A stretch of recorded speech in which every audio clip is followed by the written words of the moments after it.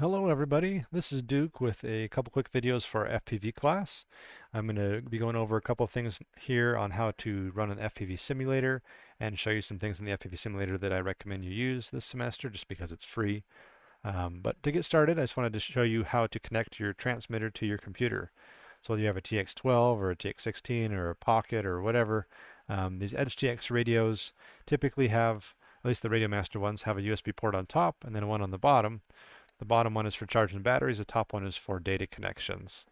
So let's zoom in a little bit here on the screen of the radio.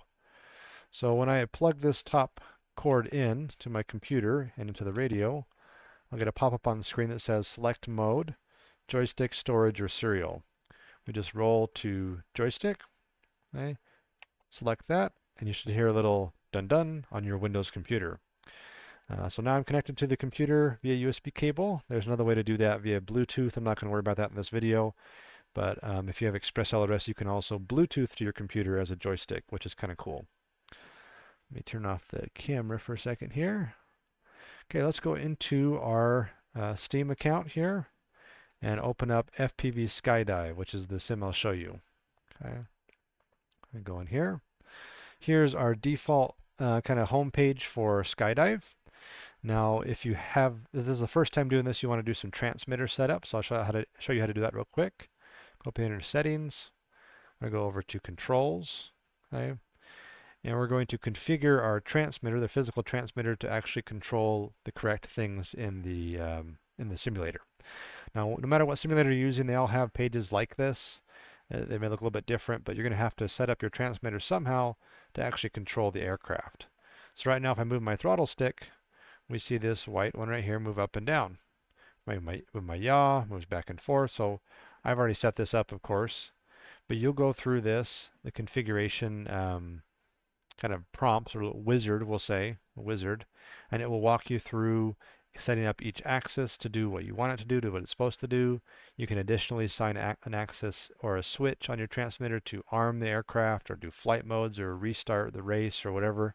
Okay, those things can be done as well. You just have to add a channel to your radio itself that is assigned to a switch, and that switch can then control something like arming or disarming your aircraft, or changing flight modes, or restarting, or things like that. There are also keyboard keys in game that will do these auxiliary functions like arming or restarting, so it's up to you if you want to set those up or not, but at a minimum you need throttle, yaw, pitch, and roll to be controlled so you can fly the quad. So this page is where you'll find that. Let me know if you have any questions with that process. The first activity or simulator activity I have you guys do in class, it has to do with this one right here called Flight School. Okay. And you can see here unit number 1, I have done all these 10 lessons. They're pretty straightforward, but they teach you some basic control of your aircraft using your 2 gimbals or your 2 sticks. Okay.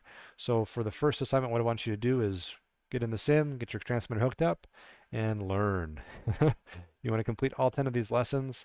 It doesn't take very long, and you can, take breaks in between if you need to. And then you submit to the assignment a screenshot of this page showing that you've gotten 1 out of 1 flight points and you have green checks in all of these lessons. So that's how you want to do part number 1, or the simulator number 1 assignment. And we'll stop the video there.